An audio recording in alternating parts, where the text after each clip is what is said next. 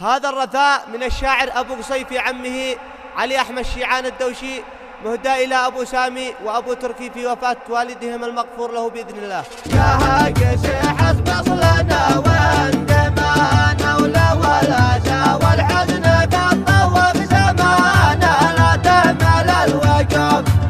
الجرح واحد والألم بكل بالية، ارفع لأبو سامي وأبو تركي عزانا، حرام تبدأ من دمعنا ودمانا، من منال عذوب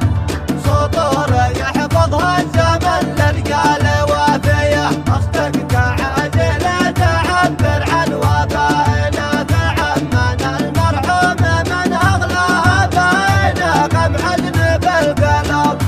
ندعيك يا رب السما والعين باكية، نرجاك يا الرحمن لا تخيب رجانا، تغفر لميتنا وتتقبل دعانا، يا غافر الذنوب أنت الكريم الجود في أول وتالية، تسكن الفردوس من أغلامنا هنا، يا من ترانا الآن وتسمع ندانا، وقلوبنا تذوب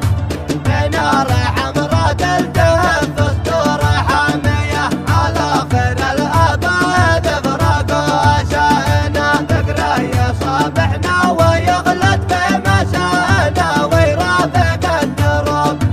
ذكر الكرم والجود وصفات مثالية، مرحوم يا من كان بسمته شفانا، يصبر ويتحمل ولا ينقذ خطانا، متواضع عندهم يعطي النصيحة خالصة من صافي النية، قولوا لمن شارك عزانا ورثانا، بالحيل يستاهل مدحنا وثنانا، نشبه شبوب بس ما رجال ما تقف في كل حاضية، قبايل لبن بعد قايد لوانا، بحضورهم طفنا ونشعر باستوانا، وراحة الكروب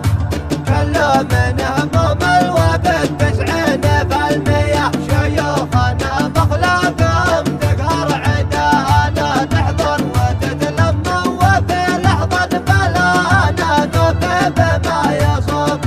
أهل الشجاعة والبطولة الحقيقية، خمنة نمدوشا وعانا من عنانا، حزن شوامخها وتبكي من بكانا، من شرق الغروب